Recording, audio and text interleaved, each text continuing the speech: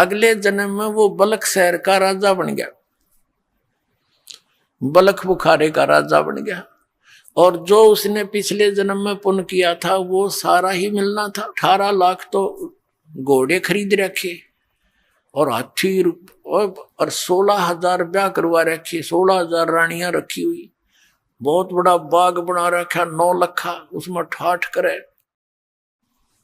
लेकिन पुण्यात्माओं, जैसे दास ने आज स्टार्ट किया था सत्संग कि जो पुण्यकर्मी प्राणी पिछले मनुष्य जीवन से ही आगे मनुष्य जीवन प्राप्त किए हुए हैं, उनमें भगवान की भक्ति की कसक जाती नहीं। अब वो भगत था ही पिछले जन्मों का, तो उसने संतों की खोज शुरू कर की, एक पाखंडी का फंस गया और उसके ऊपर ब्लाइंड फेथ उसका, तो वो था ठग। और दिखा ही साकोती बड़ा इसके साथ साधु संत त्यागी बैरागी दिखाओ अपने आप को। एक बार राजा ने अंगूठी बनवाई सोने की, बड़ा धनी व्यक्ति था वो राजा। सोने की अंगूठी 50,000 में तैयार हुई उस समय, आज तो मेरे ख्याल में 5 करोड़ की हुआ। हीरे पन्ने छोटे छोटे ऐसे लगा के सोने की अंगूठी और अच्छी बड़ी छाप सी थी। अब राजा उस अपने गुरु के पास जाता था, 10-5 असरफी दान कर देता था। अब उसने देखा उस ठग ने कि राजा की अंगूठी बहुत बहुमूल्य है, या तो ठगनी चाहिए। उसने अपने चेले से कहा कि राजा की अंगूठी कहाँ बनी है ये पता करे। उसने बात में पता कर लिया, क्योंकि नगर में 2-4 सुनार होते हैं जो राजा से संबंधित होते हैं। पता किया कि सुनार से बनी है, तो उससे कहा कि भाई तू एक ऐसी ही डुप्लीकेट बना दे। उसने उसी अंगूठी या छाप डुप्लीकेट बना दी और वो उस नकली ने अपनी जेब में डाल ली। उसके गुरुजी ने राजा को संदेशा भिजवाया कि गुरुजी नौका विहार करना चाहते हैं। राजा को जब संदेशा मिला, वो तो डिवोटेड होते हैं श्रद्धालु, तो कहा भी चलो फटाफट, और आपके साथ नौका विहार करना चाहते हैं। राजा ने तुरंत करवा दी व्यवस्था और आप भी आ गया और कहा महाराज चलो। एक नौका में राजा, 1-2 नौकर, राजा और उसका गुरुजी नौका में बैठे, नाविक चला रहा है और घूम रहे एक बहुत बड़े सरोवर के अंदर। जब उसने, राजन ये क्या है? अजी अंगूठी है गुरुदेव, ये कितनी कीमत की होगी? अगलो जी देखो, ये है 50,000 रुपये की तैयार हुई है। अच्छा अच्छा, और नाविक जरा ध्यान से चला, इधर चल। अब उस राजा की नजर तन्यून होगी, कोई ये नाविक गड़बड़ कैसे कर रहा है। वह अंगूठी डाली, दूसरी नकली काट के कहने लगे राजन अंगूठी तो बहुत अच्छी है, पर हमारे क्या काम की? उसने कहा, राजा ने, आप रख लो गुरुदेव। अरे हमारे क्या काम की, हमारे लिए तो मिट्टी है। वहां फेंक दी तालाब में। अब राजा ने सोचा भी गुरुजी के तो चाड़ा है, कति त्यागी विरागी है, तो किसी चीज की इच्छा ही नहीं रखता। दूनी श्रद्धा बन गई उसकी। पहले 10 रुपये दान करता था, फिर 100 करने लग गया। अब वो चाहता यही था कि वो किसी तरह और अच्छा मजबूती से मेरे साथ लगे, और वह ओरिजिनल गाल ली गोज में, और वह छुपा दी अपनी कुटिया में, जमीन खोद के अपने कॉन्फिडेंशियल चेले थे दबुआ दी। कुछ दिनों के बाद उस चेले की गुरु की बिगड़ गई। चेला उससे नाराज हो गया। उस चेले ने सोचा इस गुरु जी की देही तोड़वाऊं। उसने मंत्री से कहा कि मंत्री जी, राजा की अंगूठी हमारे गुरु जी ने धोखे से ऐसे ऐसे कर रखा है। अब मंत्री कहने लगा, भाई सच्ची बात है वो तो बताइए। अगजी कति सच्ची है, अग पक्की बात, अगजी कति पक्की बात है। मैंने अपने हाथ से दाब रखी, इसने मेरे से बनवाई थी। एक सुनार से मैं लाया था बनवा के, नकली बनवाई थी। ओरिजिनल तो इसने वहां दाब दी और वह फेंक दी जल में। इसने ठग गया है राजन को। मंत्री ने भाई सोचा, चल भाई डट जा, मैं थोड़ा समय आने पर बात करूंगा। सीधी बात तो नहीं कर सकते, क्योंकि राजा तो जबरदस्त इस पर विश्वास किए हुए है। एक दिन धीरे धीरे मंत्री ने कहा, राजन मैंने कुछ बात सुनी है। क्या? कि आपकी अंगूठी उस आपके गुरुजी ने आपके साथ धोखा करके और नकली जल में फेंक दी, असली वो लिए बैठा है। अब राजा ने बोला, मंत्री फिर से ये बात मत कहना, मेरे गुरुदेव के बारे में ऐसी बात तू बोलना मत। अब मंत्री चुप हो गया। परमात्मा ने दया करनी थी उसके ऊपर। को काफी देर जब मंत्री चुप रहा, कहने लगा, मंत्री सच बता, क्या यह सत्य है? मुझे जिसने बताया है उसका कॉन्फिडेंशियल चेला है, और उसे मैंने बहुत खोद कर पूछा कि सच्चाई होनी चाहिए। वो कह दी, कति सच्चाई ना, मेरी गर्दन काट दे। तो राजा इतना विश्वास करता था कि मंत्री अगर वहां बात कच्ची पागी तो मैं तेरी गर्दन काटूंगा, तो फिर तसल्ली कर ले। उसने फिर तसल्ली कॉन्फर्म होगी। तब वो चेला बुलाया, चेले से पूछा कि किस सुनार से बनवाई? तो सुनार बुलवाया राजा ने। मंत्री ने भी उस सुनार से पूछ लिया था। जब राजा को विश्वास हो गया, फिर भी नहीं हुआ, भाई देखो मैं तो जब मानूंगा, अंगूठी मेरे पास हाथ में होगी। वो बोला, जी चलो मैं बता दूंगा। राजा, मंत्री, 2-4 सैनिक, 10 बॉडीगार्ड गए, और जाते चेले ने काट के वह खोद कर दे दी। और गुरु बैठा बैठा देखे वह अंगूठी, ये आपकी। तब राजा ने देखा, उसकी तरफ करड़ा करड़ा पैरा मार के गिर गया। वो ठग, माफ कर दो, आप तो बख्शनार हो, मेरे से गलती होगी। उसका दो मारी लात, अग्नि निकल जाए दुष्ट यहां से तू। उस दिन के बाद देखो पुण्यात्मा दास क्या बताना चाहता है कि जो ये पुण्यात्माएं नकली संता कर फंसी पड़ी हैं और उन पर पूर्ण विश्वास करे बैठी हैं, परम धनी जान के। ठीक है, श्रद्धालु का तो ये स्वभाव होता ही होता है। अब ये ठग दुरुपयोग करते हैं इस टाइप के, तो उस राजा को नास्तिक बना दिया उन्होंने। राजा ने आदेश दे दिया कि जो कोई भी संत साधु पावे मेरे पास लाओ। सीधा आदेश नहीं दिया कि इनको मारो और भगा दो, कि कोई भी संत मिल जा उसको लाओ पकड़ के मेरे पास लाओ। अब सैनिक घूमने लग गए, जहां भी कोई साधु संत मिले उनको राजा के पास लाओ। राजा उनसे प्रश्न करे कि तुमने कभी भगवान मिला है, तुम्हें रब मिला है, अल्लाह मिला है? आपको मिला है तो मुझे मिलाओ।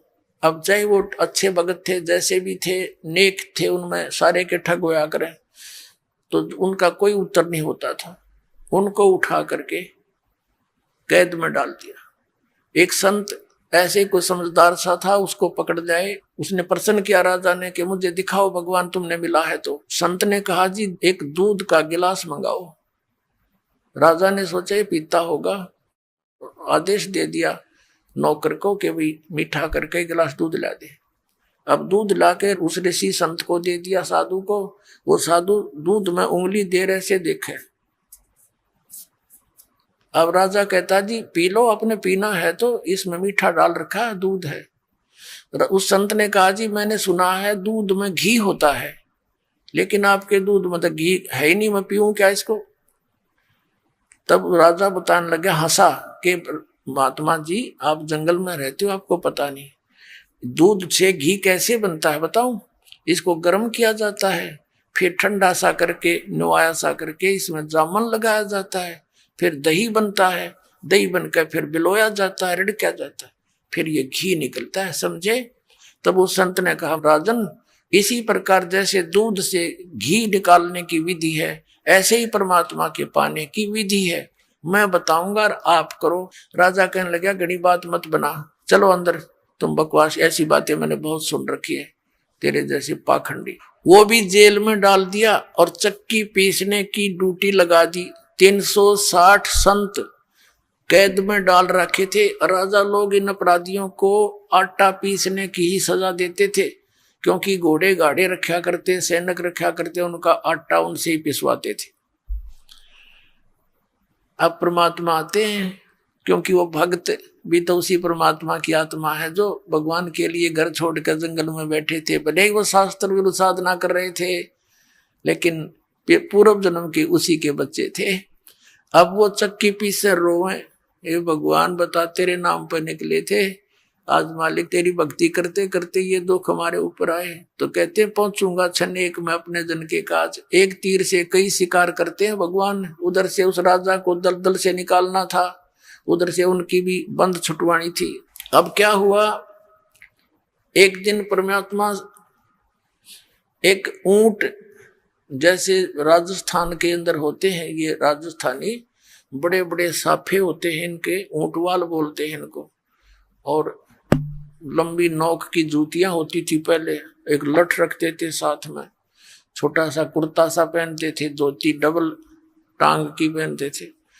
ऐसी वेशभूषा बनाकर एक कारवां बोलते, कारवान, उस रभारी जैसी, और राजा के रेजिडेंशियल प्लेस पर यानी उसके निवास स्थान की छत पर, राजा के घर की छत पर रात्रि के समय, और ऐसे खोद मारे लाठी की छत पे, खट खट हुआ। राजा की छत पर तो चिड़िया की आवाज भी नहीं हो सकती।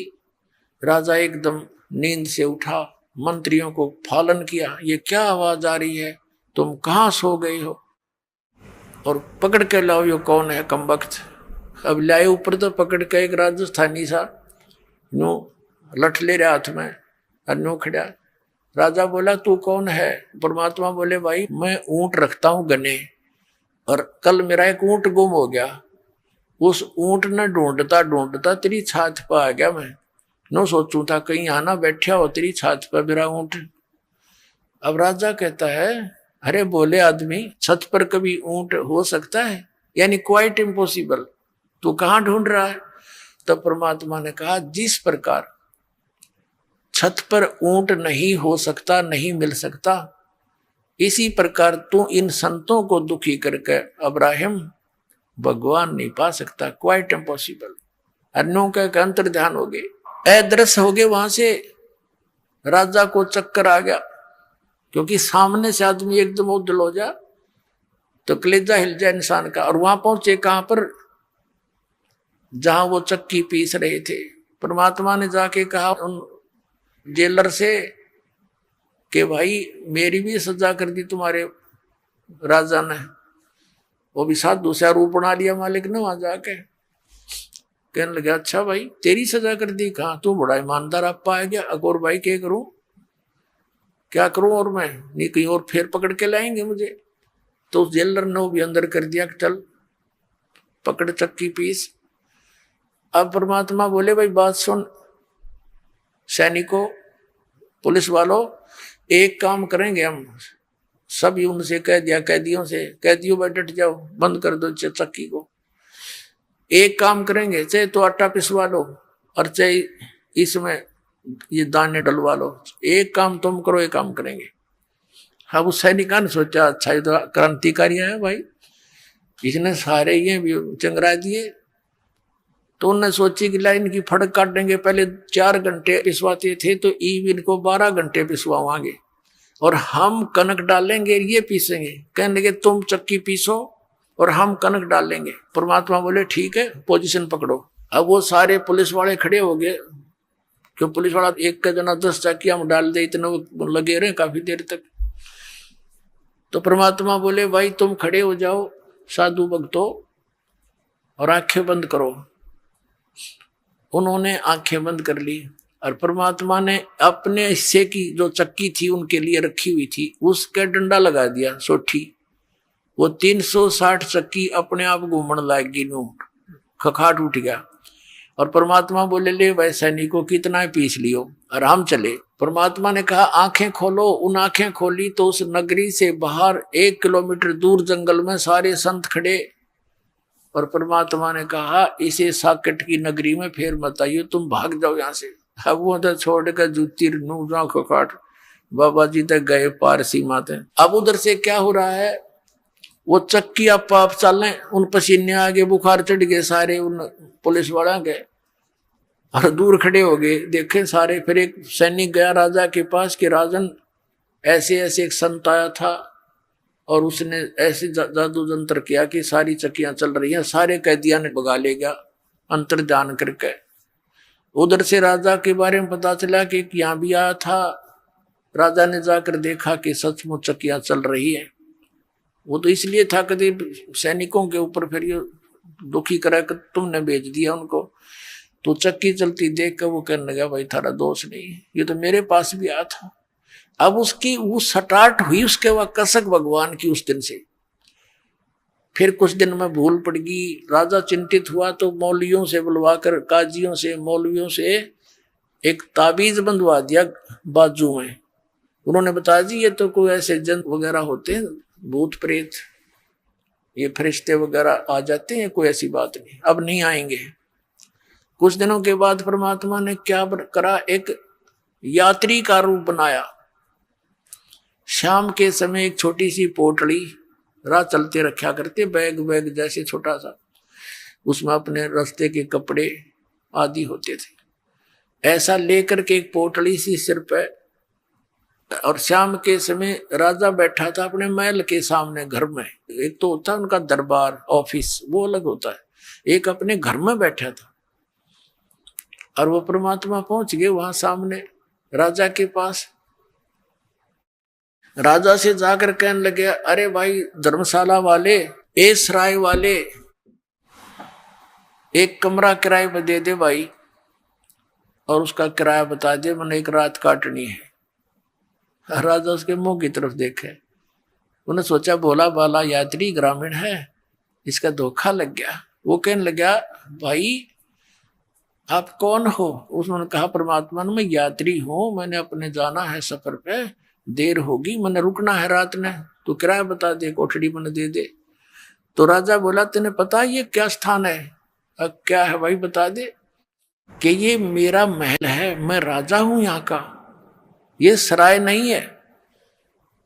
परमात्मा ने पूछा, तेरे से पहले इसमें कौन था भाई? कि मेरे पिताजी थे।